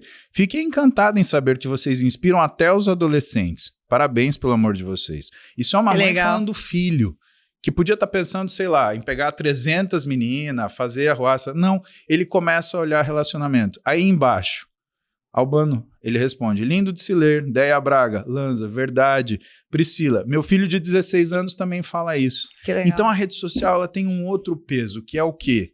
É você dar exemplo de humanidade. Mas não essa humanidade do super-homem que é melhor que as outras pessoas. Não, é essa humanidade do dia a dia, do amor de pai e mãe. Quem quer que seu pai e sua mãe sejam. Ou seu pai e seu pai, a sua mãe, que é o caso da Mi, né? Mas que aquilo que é o costume, ele está muito abaixo do que é o sentimento humano verdadeiro. Então você pode fazer uma rede social para ser uma coisa péssima, que é gente vendendo imagens daquilo que eles não são para pessoas que não se importam com eles, que eles não gostam, mostrando que eles não têm dinheiro para comprar, para se exibir para uma coisa que não vai fazer o menor sentido, porque daqui 300 anos ninguém vai se lembrar de ninguém. A menos que, e aí vem o porém, que é um uso da rede social que a gente vai aprender daqui 100 anos. Que é o quê? A documentação de imagem da realidade ou da atualidade. Minha filha com 90 anos, eu imagino que eu não vou estar vivo. Teoricamente eu teria 120, né? Se der, acho que vamos eu queria torcer, chegar né? a 120, talvez a né? medicina consiga levar a gente até lá. O meu objetivo é chegar nos 120 anos. Né? Vou torcer pra isso. Sem ficar louco, né? Já pensou um velho de 120 anos. Não, é melhor. 115 quilos, andando na rua. Ranzinza, né? Complicado. Mas minha filha com 90 anos, pode ser que ela abra isso daqui e ela veja o pai dela com 40. É o novo álbum de família, né? Exato. Falando pra ela numa live qualquer, no dia 13 de fevereiro de 2000 e whatever, né? Ah, filha, parabéns que você passou na faculdade. Né? Ou minha filha mais nova, ela veja uma live, essa live nossa, lembrando que, falei que eu amo você e que você gosta de comer hambúrguer comigo. Sabe, essa documentação do atual é uma coisa que, isso sim, realmente, é o que tem de novo. Quantas fotos você tem do seu avô, Bruce? Muito poucas, né? Nossa, era raro tirar quase foto nada. Antigamente. E agora, você? quantas fotos eu tenho do meu filho, né? Exatamente. E você já parou pra pensar? Todo, né? É inacreditável. Filhos né? e Quantas cachorros. fotos ele tem de você?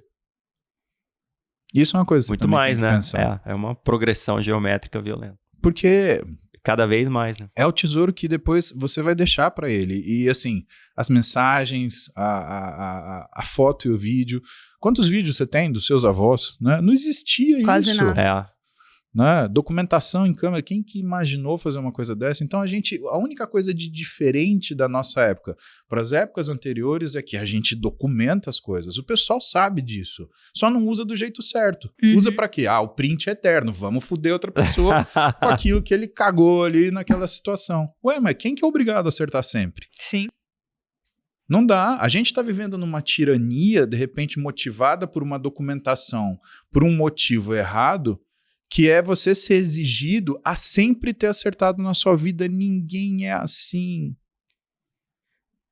E essa documentação excessiva, porque a documentação não é para você ser cobrado pelo que você falou. É porque é o que vai sobrar de você quando você for embora. É essa a ideia. E o que as pessoas estão fazendo? E o que está ferrando a rede social, por exemplo? E que eu não sei como é que isso vai ser resolvido, e nem sei se será resolvido. As pessoas estão transformando numa rede social, numa rede virtual com vidas virtuais, onde você não vê uma rotina, você vê uma narrativa. Olhe quem eu quero que você perceba que sou. Você só mostra aquilo que é muito interessante ou até que não existe de você. E todo mundo já percebeu isso. É a foto da bunda com um versículo embaixo. É o cara que fala que ensina você a ter milhões, mas quando você vai ver o maluco, ele anda de Corsa 92. Ele alugou o carro do vídeo, né? A gente tem bastante denúncia assim na internet. Mas acho então... acho que a gente já passou por esse, digamos, o pico do falso, né, em redes sociais. Eu acho que a gente já passou pelo cume, assim. Então, não. Eu não sei, eu acho que o falso está cada vez mais profissionalizado. E eu acho que esse é o perigo. Porque fica mais fácil de encontrar, entendeu? Pra gente que tá calibrado. É isso. Mas as pessoas vão aprendendo também. É muito da nossa missão mostrar também. São as duas coisas. Veja o seguinte, o pessoal descobriu que você ser falso pelo falso, ele não resolve. Sabe o que minha avó falava pra mim? É só ganhar hater. Se você tiver que contar uma mentira, conta uma coisa absurda. Você estava na gandaia, você não chegou na hora certa na sua casa. Sabe o que você vai falar para sua mãe, Paulinho? Você vai falar o seguinte: mãe, você não acredita, eu estava na estrada, desceu uma nave espacial na rua. O ET falou assim: você vai ter que me ensinar álgebra. Então conta uma coisa muito mentirosa, mas incrivelmente mentirosa e com um fundo extremamente idiota. Porque ela vai falar assim: quê? Você pensar, a nave espacial, ela fala, não, mas por que um ET vai querer saber álgebra? Às 2h. Outro foco, quando você tinha que estar em casa meia-noite, né? Isso minha avó falava. A mentira, ela só funciona quando ela é absurda. Agora, quando você põe uma casquinha de verdade, é que ela fica perigosa. Então, o que as pessoas usam, por exemplo, na minha área de saúde? Né? Saúde em geral, as pessoas usam termos técnicos que são termos destinados a coisas muito específicas. O que é um termo técnico da moda hoje? Epigenética, que são as características que você traz para o seu conjunto de informações guardadas no seu DNA. E tiveram N situações assim. Quando apareceu a palavra quântica, aí inventaram a medicina quântica. Cara, mas se você pensar que medicina que não é quântica, né? Porque quantum é física, né? Você está falando de quantum, você está falando de quantidade de objetos, é isso que é quantum. Né? As pessoas elas não sabem nem o significado da palavra. E a medicina ela vive esses ciclos de aparecer uma palavra nova, né? Ou a saúde vê esses ciclos de aparecer uma palavra nova, ela já serve para alguém empacotar uma mentira para quê no final das contas? Ganhar um dinheirinho. Ganhar dinheiro. O que eu acho? Sendo muito otimista. Eu acredito que essa facilidade do acesso de informação, o cara vai ter curiosidade, ele vai falar, mas o que é quântico? Ele vai abrir, ele vai olhar, aí ele vai olhar, puta, falou besteira. O que é epigenética? É isso. Ele vai abrir, ele vai olhar, tá falando besteira. O que eu faço no meu Instagram? Você acha que eu gasto 1 segundo falando mal de outra pessoa? Além de não resolver, é feio. Além de ser feio, você está impulsionando essa pessoa que você está falando mal. Porque se você está falando mal, é a história você traz para você o que você coloca para fora também, né? Exatamente. Então, se você passa negatividade, os caras que são mais negativos vão vir para cima de você também. Aí você vai ter muito mais hater. Exatamente. Aí sua vida vai ser um inferno nas redes sociais. Né? É que você plantou algo que nem você acreditava. Não faz sentido fazer isso. Exatamente. Então, o que eu faço? Eu falo sobre as coisas que eu faço, aquilo que eu acredito. Isso. Aí tem gente, mas porque o fulano fez isso. Tá bom. Tá no legal direito dele. Ele, né? I don't care. Ele falou mal de você. Pô, bacana. Né? Mais gente vai falar assim, mas por que o Paulo Musi tá falando de errado? Eles vão lá ver, mas eu acho que esse cara ele não tá certo, falando, eu entendi. Né? E outra, ele não tá falando isso que esse maluco falou, ele tá falando outra coisa. E o que ele tá falando faz sentido pra mim, hein? O que acontece? Minha rede cresce. De quem? Não de curioso, Bruce. Cresce de gente que, de novo, tem a mesma opinião sobre a vida, valores e perspectivas, que é como eu entendo a rede social. Então, eu nunca vou ser o cara, Cristiano Ronaldo, sei lá, tem 100 bilhões de seguidores. Né? Mas o meu objetivo não é ter seguidor. O meu objetivo é conversar com pessoas à distância, porque esse é um novo mundo. A gente tem o mundo físico, hoje a gente tem o mundo digital. Você se posiciona no mundo físico e você se posiciona da mesma forma no mundo digital. Então, quem é teu amigo aqui será teu amigo no digital. Ponto Sabe o que final. é super interessante? A gente fez um podcast com 2 influencers, né? O Economista Sincero e o Otimista Oficial. E foi super legal e tal. E assim, grande mensagem é foque no conteúdo, que é exatamente o que você tá falando. Tipo assim, cara, você tem alguma coisa pra falar, foque em falar isso. Ah, vou tirar foto andando de helicóptero, de jatinho e tal. E agora tem muita gente zoando, né? Pega um negócio de privada e tira foto parecendo um jatinho e tal. Mas é isso, entendeu? Tipo assim, foque no conteúdo, redes sociais, em qualquer plataforma, né? Ou então você tira a foto do pé e posta pra mostrar que você tá numa classe executiva. Porra, faz sentido. Eu só tiro foto de coisa assim quando é coisa engraçada, coisa cagada que a gente passa, porque essas são os perrengues. Exato. Pô, eu tive perrengue chique é muito bom, né? Não, pra você ter uma ideia, teve uma vez que eu fui dar uma aula, onde que fui, cara? Foi em Camboriú, Balneário do Camboriú. Aí, a pessoa que foi me levar de volta pro aeroporto pegou o carro novo, era uma daquelas BMW SUV bonitona pra caramba, que tinha até uma pessoa dentro conversando. Falei, cara, tá esse maluco? Fiquei caçando. E não é que na hora de pegar a balsa, a BMW morre. Nossa. Só que aquele carro parece que é só eletrônica, né? Não é empurrar. Eu tenho um Fusca. E toda vez que eu empurro, ele liga. Então, ele pode até não ligar, mas se eu empurrar, ele vai ligar, né? Como você faz com uma BMW que se você não liga ela híbrido não hoje em dia, né? Rapaz. Você dá um choque nele, sei lá. A mulher do caboclo sentou na direção, o caboclo desceu de terno, eu de terno e nós empurrando uma BMW. Puta, aquilo foi um negócio, assim, lindo de ver. Assim, é aquela coisa, você sabe andar, mas sei, mas se precisar empurrar, eu aprendi isso num Fusca, tá? Então lembre-se disso, essa memória. Não se perde a essência, né? Não perde. Não, graças a Deus. Você falou um negócio que tem que ser reforçado, que independente da profissão, sempre existem algumas expressões. No mercado financeiro, tem ondas, né? Então, teve bastante onda de COI, a gente não vai entrar nesse detalhe aqui hoje. Teve bastante onda de day trade, teve onda de pirâmide. Claro que elas continuam, né? Só que em uma menor intensidade. E agora a gente está vivenciando um momento muito de criptomoeda.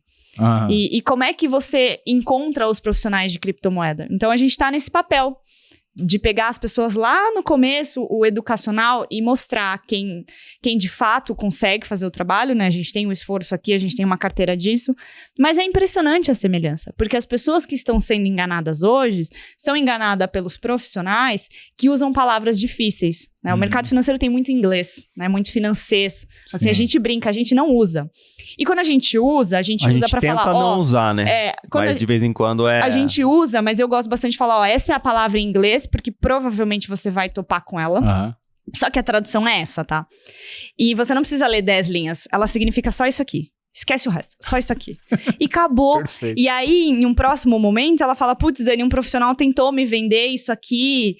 e collar não sei o quê, e falou que não tem, sabe, não tem downside. Então, a pessoa já pegou todas as expressões do mercado financeiro e ela não é mais enganada. E olha que, assim, a hora que você tava falando, eu falei, caramba, é bizarro como as profissões, elas se conversam no momento que as pessoas querem fazer maldade com quem não conhece.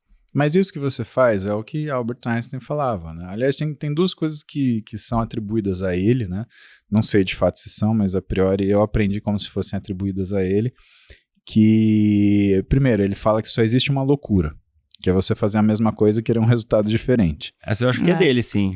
Pelo menos eu também, eu sempre vi com o nome dele. Que se você realmente conhece alguma coisa, você é capaz de explicar para uma criança de 4 anos, ela entender e explicar para outra criança de 4 anos. Eu levo muito isso pra mim. Aí você entende isso. E, na verdade, ninguém deixa de ser uma criança de 4 anos. Eu sou uma criança de 4 anos com certeza, assim, né? Aliás, às vezes eu vejo algumas coisas que eu faço na internet quando eu sacaneio alguém, algum amigo meu, e eu falo, cara, você não saiu da 5ª série, velho. São as melhores piadas, né? São as melhores. Série, e a melhor zoeira lazarenta que tem. É a mais genuína, é a mais engraçada. Sabe? E isso é uma coisa tão libertadora, né? Que é você poder ser você mesmo e demonstrar essa humanidade. Porque, na verdade, o que aproxima uma pessoa da outra, na minha opinião, é demonstrar a humanidade. E é você demonstrar o que são as suas reais qualidades. Tem a história de que Einstein foi recebido no Brasil. Einstein veio ao Brasil para provar para demonstrar num exercício, né, a questão da curvatura do espaço. E ele fez isso de uma forma brilhante. Numa igreja no Nordeste, ele ia ver o Sol e existia uma estrela muito brilhante que você conseguia ver logo ao lado do Sol. Pois bem, você tinha o posicionamento astronômico dessa estrela. Só que como a luz dela, nessa posição, do lado dessa igreja, no norte e nordeste do Brasil, ela era mais próxima, o que o Einstein queria mostrar para as pessoas? Que ali, aquela estrela era vista mais perto do Sol. Por quê? Porque a gravidade do Sol arrastava a luz.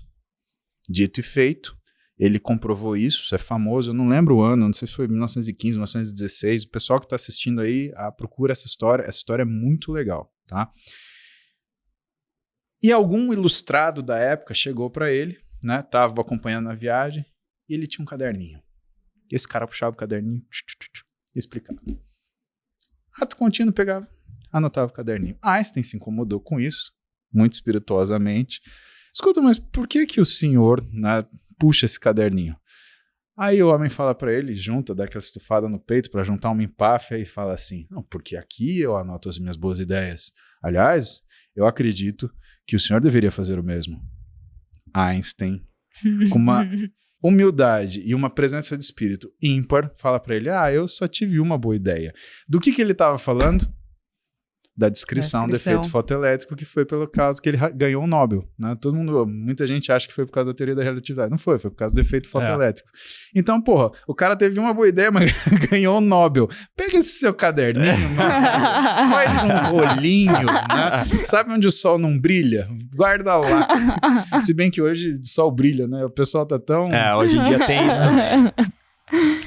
Bora fechar? Vamos fechar? Caramba, a gente falou, não sei, a hora voou, hein? Mais de 1h30. Vamos sair daqui domingo. Eu falei. Não, e tem foi que marcar impressionante. Mais um, né? Já vamos marcar, a gente Vamos. E por favor, a gente quer muito conhecer a Roberta também. Caderninho de boas ideias aqui. Acho que vai ser uma conversa bem bacana vocês dois também. Eu já vi alguns podcasts de vocês juntos, de você falando dela, então acho que tem muita tem outra, né, que a gente história. tava falando antes, vai todo mundo agora na sua mulher lá, todo mundo precisando de Nutri e tal. Verdade. Não, e é uma baita coincidência, porque eu conversei com a Fabi essa semana, preciso de uma Nutri, preciso de não sei o quê. É impressionante, né? Um pacote Nord. Tem pacote Nord Nutri. Fazer uma... Eu gostei. Como é verdade. Invista seu dinheiro e sua saúde. Já pensou? Boa. Importantíssimo, né? Manter a saúde em dia para conseguir investir. Olha o empreendedorismo. Aí já transforma na operadora de plano de saúde, né? Você já tem lá os conveniados, da rede conveniada, um serviço premium. Puta que pariu, para de falar. Maravilhoso. Paulo, deixa um recado final para os investidores e empreendedores, estudantes, enfim, todo mundo que acompanha a gente aqui. Um conselho, uma luz. Paulo sobre Paulo, né? O Marília Gabriela. Verdade. Quer fazer aquele point and shoot que você tinha guardado aí? Pinga fogo. Pois é. O que eu mais gostei de falar com vocês, eu acho que foi a questão de elucidar essa questão do foco, né? Das pessoas acharem que você só consegue alguma coisa na vida que você tem foco. Dani, eu não acredito que as pessoas elas tenham um foco tão... as pessoas de sucesso, elas tenham esse foco tão aprimorado e que ela seja capaz de pensar numa coisa só na vida dela, né? Senão vira uma obsessão. Obsessão é patológico, obsessão não é saudável. A questão é você aceitar que você é uma pessoa desfocada. E quando você aceita que você é uma pessoa desfocada, você percebe que você precisa empreender energia naquilo que você faz. E quando você empreende energia naquilo que você faz, do mesmo jeito que na química existe uma energia de ativação para que uma reação aconteça, na nossa vida, a busca pelos objetivos, sejam eles sucessos ou não, porque tem muito objetivo que a gente busca e que é um falso sucesso, tá? Mas seja esses objetivos, né, importantes para você, ela precisa de uma energia de ativação. Então você precisa aprender não a focar, mas você precisa aprender a viver no desconforto que é necessário para você fazer que aquilo aconteça, porque esforço é desconfortável. Você tem que sair da sua zona de segurança, você tem que empreender uma energia que necessariamente você não tem naquele momento e você tem que conviver com o risco. O risco é inerente da vida. A vida não é segura. Não é um lugar bonitinho. E as pessoas necessariamente não querem o teu bem. A maioria delas te observa porque elas gostam de te ver bem, porque existe empatia. Mas ninguém gosta de ver o outro melhor do que si próprio. E isso sim é uma lei. Isso está na alma do ser humano. Por isso que eu falo para as pessoas que, na verdade, quando a gente vai buscar sabedoria, não é sobre você saber mais que o outro. É você conseguir agir melhor do que si mesmo. É quando você foge das coisas ruins que esse compartilhamento de instintos ele traz, e você realmente olha para você e você consegue perceber que você foi melhor do que você mesmo. Isso dá uma sensação de satisfação e de orgulho. Com o foco, você consegue isso adotando a postura de aceitar-se como uma pessoa desfocada. Mas se você aceita isso, abrace o desconforto. Encontre o conforto no desconforto. É isso que vai fazer tudo que você coloca ao seu redor, que você põe força para acontecer de verdade. Boa, com certeza. Maravilhoso. Como Aí, agora é a hora das palmas. Agora é o teste do microfone e da palma, né? Quando a gente começa, a gente bate palma pra testar o microfone e tal. Eu falei, não, a palma é no final do programa. Boa. E mereceu. Muito obrigada, Paulo. E como que as pessoas te encontram nas redes sociais? Ou site, enfim, pode ficar à vontade pra falar. É tudo meu nome, Dani. Tudo Paulo Musi. Paulo Musi, M-U-Z-Y. Paulo M-U-Z-Y. No Instagram, Paulo Musi. No YouTube, Paulo Musi. Eu tô com essa cara aqui, né, fazendo exercício, com a camiseta molhada, conversando com o pessoal, tirando dúvida e falando sobre chinelo coisas. E meia. Pra você é mais confortável fazer lives e podcasts no Spinning, a gente pode testar uma próxima. Eu vou durar uns 2 minutos. Tudo é treino, Dani. Eu vou me empenhar pra gente fazer. Eu achei muito bom. Se você tem que ficar parado naquele minuto, porque você não Exato. fica... Não, eu achei uma ótima forma de aproveitar tempo. Inclusive, eu estou com uma bike de spinning na minha casa agora. Pra usar a teoria do Exatamente, Paulo, porque eu falei, caramba, meu... Não é ter foco, mas gastar energia pra fazer isso. Exato, tem que fazer. Eu também ponho na minha cabeça, isso tem que fazer, vou fazer. E quando eu vou fazer live com meus amigos, eles já sabem que eu vou fazer live balançando, porque eu tô na bicicleta. Você tá na bicicleta. Faz parte do game, ué. Maravilhoso. Paulo, muito obrigada, viu, por ter vindo. Com certeza a gente vai fazer novamente. Bruce, redes sociais. Agora você sabe. Bruce da Nord ou Bruce Barbosa. Bruce da Nord. É só googar Bruce Barbosa. Boa, né? a gente sempre deixa aqui embaixo, né? Mais fácil também, porque o meu é Danielis Lopes N, então link aqui embaixo, primeiro comentário. E é isso aí, pessoal. Um grande abraço, até a próxima.